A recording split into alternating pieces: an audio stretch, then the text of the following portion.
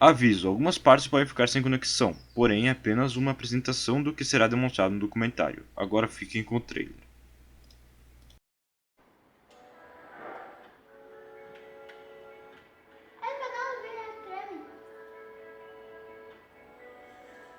Fala aí pessoal, aqui é o Alestreme trazendo essa que vai ser uma super, hiper, mega série aqui no canal, galera. Como vocês estão vendo, estão aqui vários Eu quero jogar Minecraft! Baixa, soldado, cabeça de papel. Quem não acha direito, vai preso com cartel. Cartel pegou fogo. Vamos lá.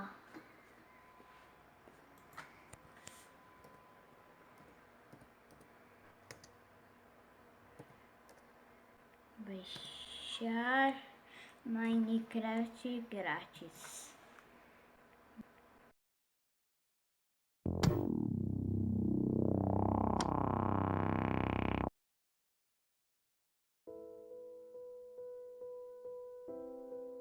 A pirataria moderna é a prática de vender ou distribuir produtos sem autorização do dono dos direitos do produto. Assim, essa ação é considerada um crime, e a pena para esse delito pode chegar a 4 anos de reclusão e multa. Os principais produtos pirateados são roupas, calçados, objetos domésticos, livros, softwares, CDs ou DVDs. A pirataria é considerada por muitos especialistas como um dos maiores crimes do século XXI.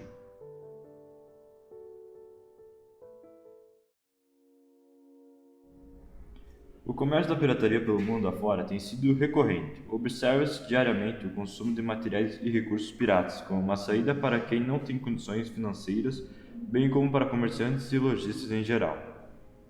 Nesse sentido, no Brasil, observam-se elevados índices de pirataria e comércio ilegal. De acordo com dados do Fórum Nacional contra a Pirataria e Ilegalidade, FNCP, o Brasil perdeu cerca de 287 bilhões de reais devido aos produtos ilegais, ou seja, além do preço da mercadoria, vários setores foram afetados e milhares de vidas foram impactadas, tornando um grande prejuízo para o país todo. Outro ponto importante para ressaltar é que a pirataria faz parte da vida dos brasileiros e muitas pessoas aceitam, pois não possuem condições para comprar produtos legalizados, ou elas não imaginam o que tem por trás de um produto barato. Existem muitas fraudes e contrabando, que ao longo prazo podem trazer danos a quem consome estes produtos, danos a equipamentos e prejuízos para os comerciantes, que vivem de forma legal, responsável perante as condições exigidas pelas sociedades.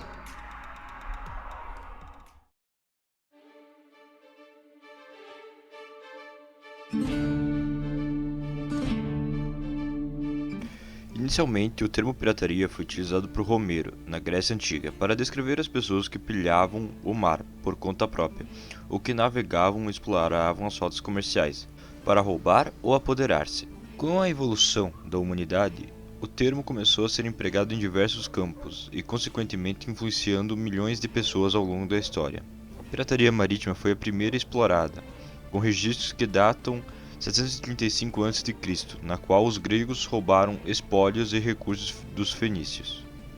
Ao longo da história, o termo foi empregado de diferentes formas para indicar diversos atos contra a lei, moralmente duvidosos. No século XVII, ele obteve forças com as grandes navegações, nas quais os piratas buscavam principalmente navios que levassem riqueza das colônias na América até a Europa. Além disso, elas poderiam ser praticadas com o consentimento da coroa de um país, que buscavam ganhar ou controlar recursos dos lugares de maneira mais fácil. Atualmente, a pirataria marítima ainda existe, porém apresenta-se de uma maneira diferente e mais incidente no sudoeste da Ásia e no Caribe, onde a pirataria é praticada com lanchas e nos espaços mais pequenos.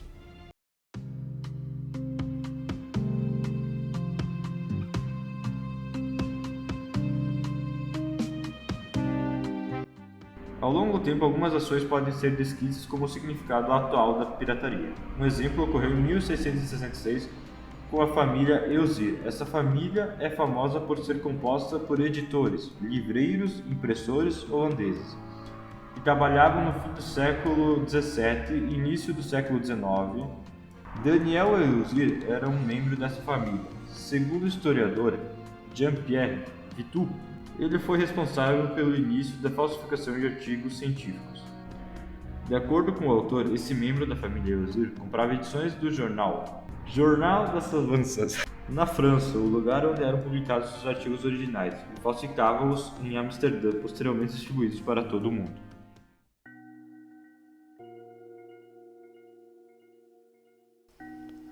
A sociedade, de acordo com Emily Durkheim, não é apenas a soma dos indivíduos, mas um sistema formado pela associação deles.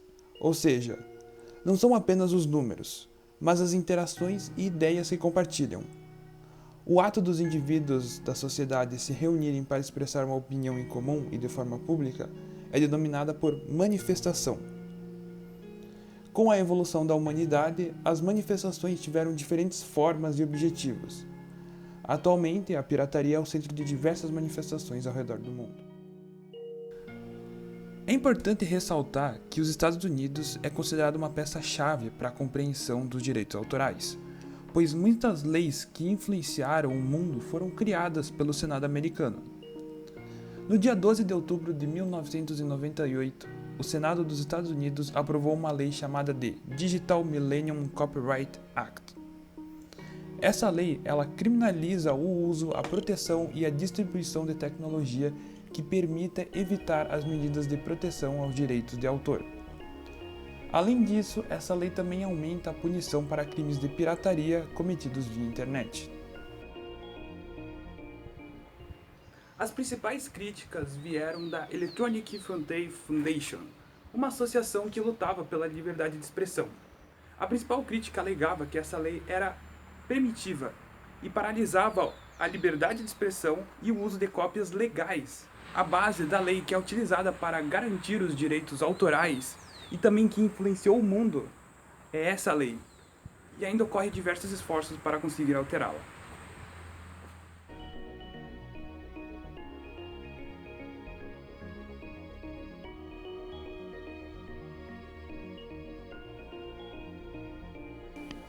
No início dos anos 2000, o DVD começou a se popularizar como um meio viável para a reprodução de mídias. Assim, as empresas começaram a desenvolver métodos para proteger o conteúdo desses dispositivos. Essa criptografia criada foi chamada de Content Scrambling System, ou o CSS. E para reproduzir a mídia era necessário aplicativos autorizados, porém as produtoras optaram em não desenvolver aplicativos para sistemas operacionais de código aberto, como Linux. Em 2001, um norueguês chamado John Jensen, com apenas 16 anos, ele conseguiu burlar essa criptografia e desenvolveu um aplicativo para sistemas operacionais e publicou o ato na internet. Ele foi condenado e depois foi absolvido. Porém, a sua ação deu início a uma nova era na pirataria. Segundo a autora Coleman, o caso do norueguês foi um incentivo para muitos colocarem na prática a pirataria. Além disso, essa ação foi vista como um ato pela liberdade de expressão. A evolução da tecnologia permitiu a criação de diversos hardwares e softwares que funcionam para a integração das pessoas. Porém, com todo o desenvolvimento dessa tecnologia, diferenças sociais e discrepância no poder de compra, além de todo o desenvolvimento da internet, a distribuição desses hardwares e softwares de maneira ilegal se tornou cada vez mais popular no mundo, afetando de diferentes maneiras cada aspecto da sociedade.